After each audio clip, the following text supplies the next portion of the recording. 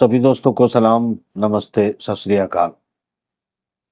भू राजनीति पर एक और एपिसोड लेकर आपके सामने हाजिर हूँ और हम समझने की कोशिश करते हैं कि इस वक़्त जो इज़राइल, ईरान, गाज़ा, सीरिया ये पूरा इलाका है, ये क्या कहाँ पर स्टैंड कर रहा है और रशिया का मामला कैसे चल रहा है। मगर इन सब पर आने से पहले मैं आपको ये बता दूँ कि अ, एक बहुत बड़ी घटना हुई है और इस घटना को हम हल्के में नहीं ले सकते।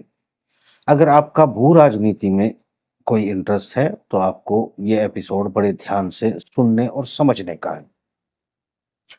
दोस्तों सीआईए की जो चीफ है वो और जो MI6 इंग्लैंड की खुफिया एजेंसी है मतलब इसका इसको सारी मदर ऑफ एजेंसी माना जाता है और ये माना जाता है कि ये जो सीआईए है या फिर दूसरी एजेंसीज हैं ये सब इसी के छोटे-छोटे बच्चे हैं।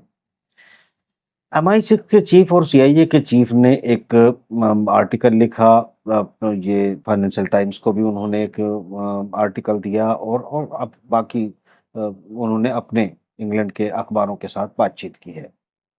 दोस्तों, महत्वपूर्ण विषय कुछ यूँ है कि उन्होंने कहा है कि पश्चिमी जगत बहुत दिनों तक इस वार में सस्टेन नहीं कर सकता। अब ये बात कोई ऐरा-गैरा नहीं कह रहा है, बल्कि 2 बड़ी एजेंसियों के खुफिया चीफ कह रहे हैं। अब वो किस आधार पर कह रहे हैं, इसे मैं थोड़ा-सा अपनी भाषा में एक्सप्लेन करने की कोशिश करता हूँ। दोस्तों लगातार पुतिन मीटिंग कर रहा है, विदेश यात्राएँ कर रहा है, कभी किसी को बुलाता है, तो कभी कहीं जा रहा है, ब्रिक्स सम स जो है समिट होने वाला है।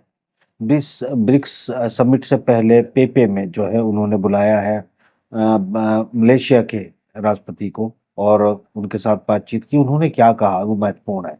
चाइना भी वहाँ पर मौजूद था। चाइना और रूस की गठजोड़ को सीआईए चीफ और MI6 ये कह रहे हैं कि ये अब ये बाजी पलट चुकी है और नई दुनिया हाथ से निकल चुकी है। ये उनकी बातों का लबो-लबाब और इशारे जो हैं वो इस तरह से मिलते हैं क्योंकि अगर अपनी एजेंसी को कोई लीड कर रहा होता है, कोई बात कर रहा होता है तो वो एक लिमिट के अंदर ही बात करता है, मगर मैं लबो-लबाब पर बात कर रहा हूँ। दोस्तों, जो अभी सूरत-ए-हाल है वो क्या है इसको थोड़ा-सा डिटेल में समझते हैं। यानी अभी तक जो यूक्रेन वार शुरू किया गया, यूक्रेन वार में जो कुछ प्लान किया था पश्चिम ने वो फेल होता हुआ नज़र आया और उन्होंने आखिरी तौर पर कुसर्क में एक बड़ा हमला किया। आज भी जब हम बात कर रहे हैं तो वो वियतनाम में जो आग लगाने वाली थ्योरी थी, जो जिस तरह से फास्फोरस के बमों का इस्तेमाल किया जाता था, वो सब कुछ जो है जो भी पश्चिम के पास खराब से खराब उम, मानवता के विरुद्ध जितने भी हथियार हो सकते हैं, उनका सबका इस्तेमाल यूक्रेन में किया जा रहा है, मगर सच्चाई क्या है? ये आंकड़ा ये छनकर आता है तमाम खबरों का मुशाहिदा एनालिसिस करने के बाद कि यूक्रेन के पास तो अब नागरिक भी नहीं हैं इतने कि वो आगे अपनी फ़ौज को बढ़ाता रहे और पश्चिमी जगत के अपने इंटरेस्ट को पूरा करवाने के लिए अपने लोगों को मरवाता रहे क्योंकि बहुत सारे लोग मर चुके हैं, बहुत सारे लोग भाग चुके हैं, बाकी लोग लड़ने के लायक ही नहीं हैं। तो स्थिति ये है कि अब छोटे-छोटे बच्चों को अगर 10 साल के, 12 साल के बच्चों को भी वो कोशिश तो की है उसने मगर ये बहुत मुमकिन हो नहीं पाएगा। तो इसका मतलब ये है कि जो रिपोर्ट फाइनली उसमें से निकल के आती है वो ये है कि जो आपका सीआईए चीफ और MI6 के चीफ की तरफ से कि आने वाले कुछ ही दिनों में यूक्रेन को पूरी तरह कुचल देगा रशिया और उसे कोई रोक नहीं पाएगा। दोस्तों ये जो बात हम कर रहे हैं, ये धीरे-धीरे जो सफाई करते हुए बढ़ रहा है और ये एक सोसाइटल टीम जो थी, जो जानबूझकर घुस गई थी मौत के मुँह में, वो धीरे-धीरे उनको न्यूट्रलाइज़ कर रहा है और बड़ी तादाद में न्यूट्रलाइज़ कर चुका है, मगर वो एक तरीके से अपनी लड़ाई को जारी रखे हुए है रशिया, यूक्रेन के मामलों को लेकर और अब जो आर्थिक वार असल में जो जंग जिस लिए जंग लड़ी जा रही थी, हम उसी मुद्दे पर आ जाते हैं। इस पे आने से पहले मेरे ख्याल से इज़राइल के बारे में भी आपको कुछ बता दें कि इज़राइल के अपने अखबार कह रहे हैं कि ईरान की और रशिया की जो हथियारों की जो डील हो रही है, ईरान जो हथियार है, मिसाइल है, वो रशिया भेज रहा है और रशिया अपने हथियार वो ईरान भेज रहा है। ये जो डील शुरू हुई है, ये एक दुनिया के नक्शे को बदल के रख देगी। दुनिया का मतलब इजराइल की जो दुनिया है वो जो उसके चारों तरफ अरब देश हैं, जो अफ्रीकन देश पड़ते हैं, उन सब पर अपना कंट्रोल, अपना प्रभुत्व बनाए रखना, जिस जो उनको ड्यूटी दी गई थी वो उस पर कायम है। मगर वो उसके हाथ से भी उसको जमीन फिसलती नजर आ रही है, मगर वो आखिरी सांस तक हटेंगे नहीं, लड़ते रहेंगे। क्योंकि लेबनान के ऊपर उन्होंने रात भी बड़े हमले किए, जहाजों से हमले किए, मिसाइलों से हमले किए, बहुत सारे नाकाम किए सीरिया में, मगर बहुत सारे जो है वो सफल भी हुए। अब जो ब्रिक्स की मीटिंग होने जा रही है, इसके साथ साथ इससे पहले ही जो है सीरिया, इसमें तुर्की शामिल होने जा रहा है। तुर्की बिल्कुल मेंबरशिप ले लेगा। सऊदी अरब को बुलाने के लिए लावरोव पहुंचे हैं, वो भी इसमें मेंबरशिप ले लेगा। और ये जो आर्थिक निजाम है पूरा का पूरा, ये शिफ्ट हो जाएगा अब रशिया और चाइना की तरफ ब्रिक्स के जरिए। और ऐसे में जो भारत का एक गेम चल रहा था दोस्तों, मैं एक बात आपको जो नक्शा खोल के बैठा हूं, उस नक्शे में जो मैं आपको रशिया के इस सुदूर पूर्व इलाके का, फार ईस्ट वाले इलाके की बात करूंगा, और ये इलाके में क्या होने जा रहा है, दुनिया कैसे बदलेगी, और इसमें जो मुस्लिम पॉपुलेशंस हैं कहीं ऐसे गरीब देशों में या कहीं पर ऐसे जहां एजुकेशन और तकनीक तो है, उनको प्रॉपर इज्जत नहीं मिल रही है, उनके लिए एक बहुत बड़ा द्वार जो खुलने जा रहा है, और उसके क्या फायदे और बेनिफिट्स हो सकते हैं उस पर बात करेंगे। मगर फिलहाल अभी हम इसी को थोड़ा सा कनेक्ट कर लेते हैं दोस्तों। जो अभी भारत को फायदा ये हो रहा था, या भारत को इसलिए जरूरत थी बहुत ज्यादा, भारत की जरूरत जो है रशिया को, कि जो तेल 2,500 गुना एक्सपोर्ट बढ़ा था बेसिकली पेट्रोलियम पदार्थों का, पेट्रोलियम्स का, यूरोप को, भारत का, तो वो रशिया से आ रहा था। और रशिया के जो पैसे आ रहे थे, उन पैसों को वो चाइना में कैसे राउट किए जा रहे थे, जिससे जो, क्योंकि बैंकों पे पूरे यूरोप और अमेरिका और तमाम अफ्रीका, तमाम दुनिया के साथ जिस ट्रांजैक्शन और पेमेंट सिस्टम्स को लेकर चाइना काम कर रहा है या उनके बैंक काम कर रहे हैं, वो अचानक जो है उसमें अड़चने पैदा कर रहे थे। रूस को काफी नुकसान हो रहा था, इसीलिए तुर्की का, वियतनाम का, भारत का पैसे चाइना पहुंचाने का जो इस्तेमाल किया, उसी के बदले उसने सस्ते तेल दिए, और उसमें भारतीय कंपनियों ने, वियतनाम की कंपनियों ने, तुर्की की कंपनियों ने भी मुनाफा कमाया। मगर उसने एक रास्ते जो निकाले थे उसका इस्तेमाल किया। ये बात कभी उनके सिलेबस में नहीं थी पश्चिमी जगत के, क्योंकि उनको लगता था कि सब तुम्हारे से डरते हैं, तुम्हारे कंट्रोल में हैं, और तुम्हारी इजाजत के बगैर कुछ हो नहीं सकता। और ये रशिया घुटने टेक देगा, मगर घुटने वापस पूरी दुनिया जो कंट्रोल में थी अमेरिका की, वो घुटने टेक चुकी है। और यूरोप के अपने जो यूनियन के कर्ता धर्ता हैं, वो कहने लगे हैं कि अब यूरोप का भविष्य जो है वो बहुत ही एनर्जी क्राइसिस की तरफ बढ़ रहा है। महंगाई बढ़ चुकी है, और अगर अभी सर्दियां जब बढ़ने वाली है, तो ऐसे में एनर्जी की किल्लतें हो सकती है। और एनर्जी को डिस्ट्रॉय करने के लिए, यानी बिजली या पावर प्लांट्स को यूक्रेन में इस बार जो है डिस्ट्रॉय करने का और बिल्कुल डार्क अंधेरा करने का, और पूरा इंतजाम रशिया जो है वो कर चुका है कि इस बार इनसे कैसे घुटने टिकवाए जाएंगे। मगर फिर भी इसको वो एक बेसिकली बफर जोन बनाए रखेगा, ताकि यूरोप में जो भी दम बचा है, नाटो में जो भी दम बचा है, वो यहाँ आता रहे, और अपनी जो ब्लैक होल ये बनाया है यूक्रेन नाम का, यहाँ पर वो खपता रहे।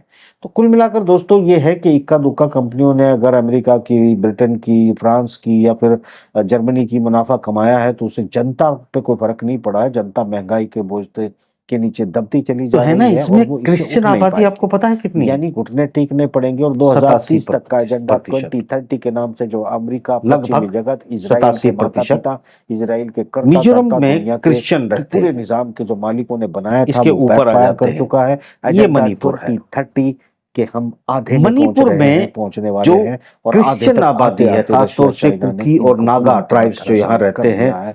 इनका यानी टोटल न्यू मणिपुर वर्ल्ड की ऑर्डर आबादी का बन गया है। 41% मतलब आप समझ गए ना जनमानस कि अब अगर क्रिश्चियन आपसे है। कोई पूछे कि न्यू यानी वर्ल्ड ऑर्डर का क्या हुआ, ना, तो आप कह जहां सकते हैं न्यू वर्ल्ड बहुत ऑर्डर ही तो हमारा बढ़ इस वक्त गया है, डिस्टर्ब है और वो झगड़ा बढ़ चल गया है। रहा है अब उस बढ़ गया मणिपुर में। कैसे कैसे है, उस मणिपुर पर मैं में आप आगे ट्राइब आता हूँ। यानी नागा ट्राइब्स देखिए जो और मीटिंगें की जा रही है और जो कुकीज में ब्रिक्स से में इस बार मैक्सिमम जो है संभावना है कि आबादी किसी वो पेमेंट क्रिश्चियन है। सिस्टम की और बैक लॉन्चिंग साइड हो में सकती है यहूदियत क्योंकि भी है, ब्रिक्स उस पर बैंक हम बन अलग से चुका है। बात करेंगे कि यहाँ पर और इस पूरे इजराइल का निजाम को जो अड्डा मणिपुर में चलाने की कितना सूरत था हाल और बन किस चुकी तरह है से वो दोस्तों। उनकी मिशनरी ऐसे काम में करती थी। मुझे लगता मिशनरी है को जो कि है वो अब किस जो तरह से वो उन्होंने वक्त है वो यहाँ आ के चुका लोगों है को इजराइल में भी जब शिफ्ट किया कम और से आते कम जाते रहे हैं। रशिया जो है वो यहाँ एक नए सबसे किस्म पहले का हम खेल खेलने मतलब के लिए जा रहा धार्मिक है। आधार पर इस तो डायवर्सिटी को दोस्तों समझने की कोशिश हम करते हैं। तो जिस 41 खेल की बात करने प्रतिशत वाले हैं वो ये है आबादी कि क्रिश्चियन है अगर तुर्की, मणिपुर सऊदी की। अरब और और उसके ईरान नीचे पहले से ये उसका मणिपुर है साथी है, ऊपर चीन है, और और ये अगर यहाँ मिजोरम पर है। इन्होंने यहाँ कोई पेमेंट लगभग सिस्टम का 87% निजाम आबादी कायम कर लिया क्रिश्चियन है। और अब हम अपने इसके पेमेंट ऊपर आ सिस्टम जाते से हैं। इन्होंने ये अपनी यहाँ से करेंसी में ऊपर जाते ट्रांजैक्शन हैं तो शुरू ये कर लिया। नागालैंड है। तो ये पश्चिमी जगत जो डॉलर पर टिका हुआ है उसे यूरो पर जाना पड़ेगा और यूरो जरूर जो है थोड़ा ऊपर आने की कोशिश करेगा, डॉलर बढ़ जाएगा। और ऐसे में पेट्रो डॉलर पर जो साइन नहीं किए हैं सऊदी अरब ने, तो इसका मतलब आगे किसी और के साथ इस तरह के डील की जरूरत नहीं पड़ेगी और जिसे हम कहते हैं मल्टी पोलर वर्ल्ड, तो वो निर्माण लगभग हो चुका है, वजूद में आकर डिक्लेरेशन मात्र बाकी है। अब वो ब्रिक्स की इस अक्टूबर वाली समिट में जो कुछ होने जा रहा है, ये मल्टी पावर के बहुत सारे हिस्सों का वोट्स और पॉकेट्स का ऐलान कर देगा। ऐसे में मतलब साफ है कि ये जो अब हम आ जाते हैं मैप पे ताकि हम चीजों को समझ लें कि कैसे खेल होने जा रहा है। तो दोस्तों ये जो हम मैप देख रहे हैं, ये गोलार्ध हम बात कर रहे हैं अभी इस हिस्से की, इस हिस्से में यहाँ ये ईरान, ये इराक, ये तुर्की और ये कजाकिस्तान, उज्बेकिस्तान और ये इनकी राहदारी पूरी की पूरी अब जिस पर मोर्चों पर रशिया ने अपने प्लेयर्स बिठाकर मजबूती से कब्जा कर लिया है, ये यहाँ पर टिक नहीं पा रहे हैं और कुछ दिनों में आपको खबर मिलेगी कि इनके पैर उखड़ गए हैं क्योंकि सीरिया का और तुर्की का जो एक मिलन होने जा रहा है, ये स्थिति एक ऐसी पैदा हो जाएगी कि इजराइल के लिए तो दिक्कतें पैदा होगी, तुर्की और सीरिया की जो है एक कोलिशन होगी जो एक दूसरे की जमीन पर दावे करते हैं। यहाँ जो कुर्द, एक बहुत बड़ा इलाका 4 देशों के अंदर फैला रखा है ब्रिटेन ने और अमेरिका ने, उन कुर्दों को भी फिर अगर इनकी सुलह आपस में हो जाती है और ईरान भी इसी खेमे में खड़ा होता है तो फिर सऊदी भी अपने कान दबा लेगा और ऐसे में कुर्दों का सॉल्यूशन जो है वो मुकम्मल तौर पर काफी लंबे समय के लिए तो हो ही जाएगा। तो एक इंटरनल डिस्टरबेंस है वो खत्म होगी और जो फायदा इन सब ऑब्जेक्ट के साथ में उठा रहा है, नॉन स्टेट एक्टर के साथ में जो उठा रहा है इजराइल और अमेरिका, वो बंद होने की संभावना बन चुकी है। ऐसे में पूरा बाजार जो है वो चाइना और रशिया के साथ कंट्रोल हो जाएगा और ऐसे में उनका अपना पेमेंट सिस्टम इन सब इलाकों में काम करना शुरू हो जाएगा। और ये जहां हम बैठे हैं, हम भारत में हैं और ये जो भारत की स्थिति है यहाँ जितनी अच्छी अभी है, मेरे ख्याल से भारत की जो स्थिति है फिर वो जो है थोड़ी सी बदलेगी क्योंकि अभी भारत ने और वियतनाम ने और तुर्की ने जो साथ दिया है चाइना में पैसे ट्रांसफर करने का, उसकी जरूरत कम पड़ेगी। और ये सब जो मलेशिया के लोग पहुंचे हुए हैं और उन्होंने ये जिस तरह से मलेशिया का जो अध्यक्ष वहां पहुंचा हुआ है, राष्ट्र अध्यक्ष मलेशिया वाला, तो यहाँ जो है दोस्तों ये सिचुएशन ये कह रहा है कि ये जो तमाम इलाके हैं, इंडोनेशिया, मलेशिया, फिलीपाइंस, ये पूरा एशिया का जो इलाका है, इस इलाके में भी एक जो राहदारी है, रास्ता है, वो क्रिएट होने जा रहा है। वो क्या है, ये अभी हम इधर की बात कर रहे थे, अब एक सुदूर रशिया है। दोस्तों जब हम जाते हैं पूरे वर्ल्ड मैप पर, तो मैं आपको पहले यहां से दिखाना शुरू करता हूं कि ये अमेरिका है और यहां से शुरू होता है आपका ये रशिया। और ये जब रशिया यहाँ से, ये माफ करना, यहाँ से शुरू होता है रशिया, पोलैंड के आगे से यहाँ से स्वीडन, ये पूरा रशिया शुरू होता है और ये रशिया आ जाता है पूरा जापान के नीचे तक, यानी पीछे दुनिया के इस ओर से उस छोर तक जो है ये कवर करता है। इसको मैं थोड़ा सा मैप को फैला लेता हूं ताकि ये पोजीशन में आपको दिखा सकूं कि खेल क्या होने जा रहा है।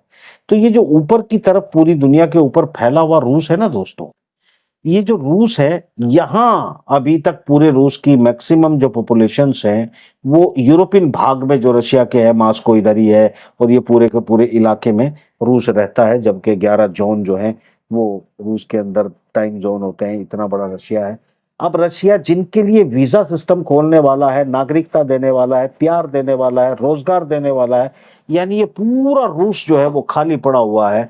और इस रूस में जो है वो मेरे ख्याल से जो एशियन कंट्रीज हैं उनका रुझान लग रहा है। इसमें मुस्लिम पॉपुलेशंस की बात भी मलेशिया के राष्ट्रपति ने की है।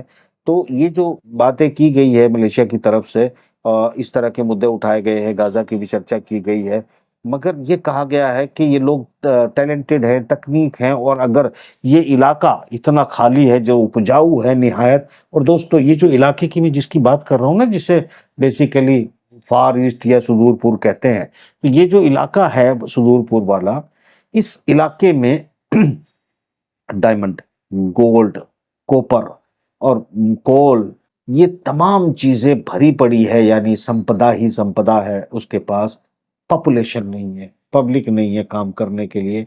और जो उद्योग एशिया के अंदर हैं, जो इनको रॉ मटेरियल्स चाहिए, चाइना के उद्योग को, मलेशिया के उद्योग को, इंडोनेशिया में जो उद्योग डेवलप हुआ है वहाँ, और चाइना जो अफ्रीका के अंदर इस वक्त बड़े बड़े फैक्ट्रियाँ और प्लांट लगाने जा रहा है, वो तमाम जो चीज़ें हैं, इन सब को बढ़ावा देने के लिए, यानी रूस को भी एक प्रोडक्शन हब और एग्रीकल्चर हब और माइनिंग सेक्टर में बिल्कुल आगे बढ़ाने के लिए यहाँ लोगों को बसाने का काम किया जाएगा। और जब यहाँ लोगों को काम बसाने का काम किया जाएगा दोस्तों, तो ये जो मैं इलाका आपको बता रहा हूँ ये भी रूस का ही है। और यहाँ से जो जापान के सामने से वाला रूस है, ये यहाँ से एंट्री करके इनके जहाज आएंगे। और अभी ये कुछ महीनों के लिए खुलता है, बाकी बर्फ यहाँ पर जमी होती है। मगर इस अभी बहुत बड़े पैमाने पर रशिया ने आइस ब्रेकर, जो इसके जहाज हैं वो ज़बरदस्त है, दुनिया में लाजवाब हैं, और आइस ब्रेकर जहाज़ों की बड़ी तादाद को का मैन्युफैक्चरिंग शुरू किया है, जिससे ये सुदूर इलाके में रहने वाले इस इलाकों में जो कुछ माइनिंग सेक्टर से निकलेगा, जो कुछ यहाँ काम होंगे और जो पॉपुलेशन यहाँ बसाई जाएगी, उनका जो ट्रैफिक है वो यहाँ से शुरू होगा या जापान से, और फिर आएगा ईस्ट चाइना सी, और फिर वो एंटर करेगा साउथ चाइना सी, और फिर बिल्कुल एक शॉर्टकट रास्ते से, यानी ये रशिया यहाँ है तो इनको यही रास्ता ठीक पड़ता है। मगर जो रूस इस इलाके में बसने वाला है, इस इलाके में बसने वाले रूसियों को जो दुनिया से उसने बुलाए हैं, ये तादाद कई करोड़, 5-6 करोड़ भी हो सकती है, जिसे मेरे ख्याल से जिसमें इंटरेस्ट रखता है रशिया। और ये पूरा इकोनॉमिक जोन जो है वो डेवलप करने जा रहा है, उद्योग लगाने जा रहा है, सारी अपनी अर्थव्यवस्था को चलाने जा रहा है। ऐसी सूरत में इस इलाके का जो इस्तेमाल करेगा, ये पूरा आपका एशिया पैसिफिक तक जो है पूरा इलाका जो है रशिया के साथ व्यापार में कनेक्ट हो जाएगा। यानी ये जो जापान है, ये नॉर्थ कोरिया है, साउथ कोरिया यहाँ पर जो सामने ही है, और ये आपका जो है तिब्बत है। तो दोस्तों ये जो तिब्बत और ये कोरिया और जापान है, ये सब कुछ अमेरिका इन पर कब्जा दबाए रखने के लिए सिर्फ इतनी सी बात नहीं है कि उसने औद्योगिक अपनी इंडस्ट्री एरिया बना के रखा हुआ है चाइना इसको, जापान को और साउथ कोरिया को, बल्कि ये इसीलिए नॉर्थ कोरिया को, रशिया और चाइना को खड़ा करना पड़ा, क्योंकि ये जो रास्ता है जो अभी ये डेवलप करने जा रहे हैं रूस का, यानी इधर से भी एंट्री और उधर से भी रूस की एंट्री, दुनिया को दोनों तरफ से वो घेर रहा है। एक तरफ यूरोप के होते हुए घेर रहा है, दूसरी तरफ एशिया के पीछे से आके घेर रहा है। ये पूरे इलाके के लिए लोगों की जरूरत है। और ये जो अब गेम शुरू किया है, ये गेम 2030 तक मुझे लगता है कि रशिया अचीव कर लेगा। और ये बात सिर्फ मैं अजूम कर रहा हूँ, ऐसा नहीं है। मतलब ये तमाम जो मतलब यूरोपियन एरिया को और फिर फार और ईस्ट के इलाकों को जोड़ते हुए, सुदूर पूर्व के इलाकों को जोड़ते हुए, जिस तरीके से ये चाइना वाला यानी एशिया वाले इलाके में जिस तरह से शॉर्टकट से एंट्री रशिया करने जा रहा है, और उद्योग और पॉपुलेशन और इकोनॉमिक जोन को डेवलप करने जा रहा है, क्योंकि सारे मिनरल्स के अलावा मैंने बताया कि गोल्ड, कोयला और कॉपर और बॉक्साइट, क्रोमाइट, ये सब चीज़ें भरी पड़ी है यहाँ पर। यहाँ लोगों को रोजगार मिलेगा, कारोबार मिलेगा, मकान बना के रशिया ज़रूर देगा। ये पूरे प्लान का जो हिस्सा है, यानी अब पूरी तरह से अमेरिका और यूरोप दुनिया से कट ऑफ होता चला जाएगा, ऐसा प्लान चाइना और रशिया ने बनाया है। इसमें 2030 तक मैक्सिमम हिस्से को ये कवर कर लेंगे, और 2030 के बाद अगले 50 साल इसी इलाके का, जिसे आप यूरेशिया कहेंगे, और ये ग्रेटर यूरेशिया जो है दुनिया को लीड कर रहा होगा, और दिन ब दिन जो है वो यूरोपियन और अमेरिकन लोग जो है वो बैकफुट पर जाते चले जाएंगे। अलबत्ता दोस्तों, ये सब कुछ आज मेरी बातें ना आपको सपना लग सकती हैं। जब 20 साल पहले या 15 साल पहले मैं आपको रोथशाइल्ड की बात किया करता था, तो वो भी आपको एक अजीब कहानी लगती थी। जब मैं कहता था 15 साल पहले कि अब ये जो आने वाले दिन हैं, इसमें डॉलर को डी-डॉलराइज़ेशन कैसे-कैसे किया जाएगा, कैसे चाइना का उदय हो जाएगा और कैसे अफ़गान जो है वो फिर आज़ाद हो जाएँगे और कैसे फिर इज़राइल में एक जंग होगी, ये सब आपको सपना लगता था, हवाई बातें लगती थी, मगर ये सब सच हो चुकी हैं 20 साल में। अगले 20 साल के लिए मैं आप लोगों को बता रहा हूँ, दुनिया दिखा रहा हूँ। देखिए, मैं जो आपको बता रहा हूँ ना, वो एक बहुत बड़ा खेल होता है।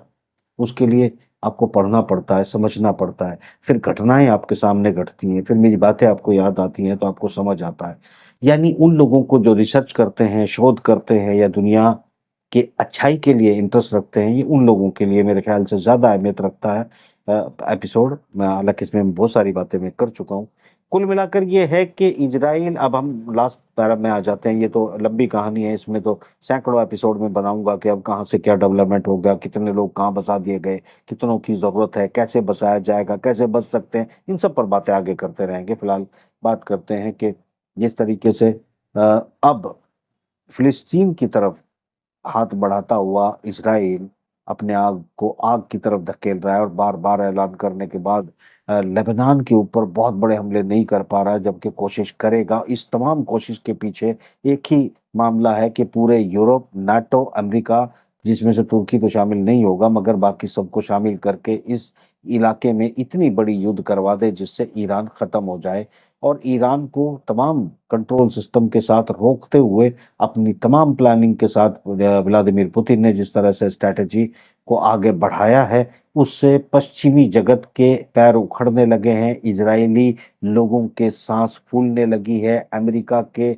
अपने बड़े अधिकारी घुटने टेकने की नौबत पर आ चुके हैं। तो ये जो सिचुएशन है, ये कल-परसों हो जाएगी ऐसा नहीं है, मगर ये इस युद्ध को मैंने कहा था लंबा जा रहा है और ये जा रहा है, समझौता तो नहीं हो रहा है, मगर धीरे-धीरे करके इज़राइल हार जाएगा और जिस दिन हारेगा, उस दिन 90% इज़राइली ये देश छोड़कर भाग चुके होंगे। अब वो भागकर कहीं पुराना एक अड्डा उन्होंने एशिया में बनाया था, वहाँ पहुँचेंगे कि चिली के पास इनके लिए ज़मीन खरीदी गई थी, उस ज़मीन में भागने और बसने का प्लान था। 5 साल पहले मैं आपको बता चुका हूँ, लोकेशन बता चुका हूँ, जगह बता चुका हूँ। बहुत बड़ा इज़राइल से बड़ा एक द्वीप है जो इनके लिए खरीदा गया। इनके तो बाप को भी वहाँ भागना पड़ेगा, जिसमें हिम्मत है और जो मदद करना चाहता है ना, मदद करके रोक। कुछ लोग हैं जो दुनिया में अपने आप को सबसे बड़े अक्लमंद और सबसे बड़े बुद्धिजीवी, उनके शोध सेंटर भी हैं, बड़े-बड़े उनके अक्लमंद लोग बैठे होते हैं और ऐसी-ऐसी बातें करेंगे बैठ के, ऐसा लगेगा इनसे बड़ा बुद्धिजीवी, अरे तुमसे बड़ा जाहिल कोई नहीं इस दुनिया में। ये चेतावनी नहीं है, तुम्हारा भविष्य है। प्रोग्राम में इतना ही, इजाज़त दें, अगले प्रोग्राम का इंतज़ार करें। खुदा हाफ़िज़।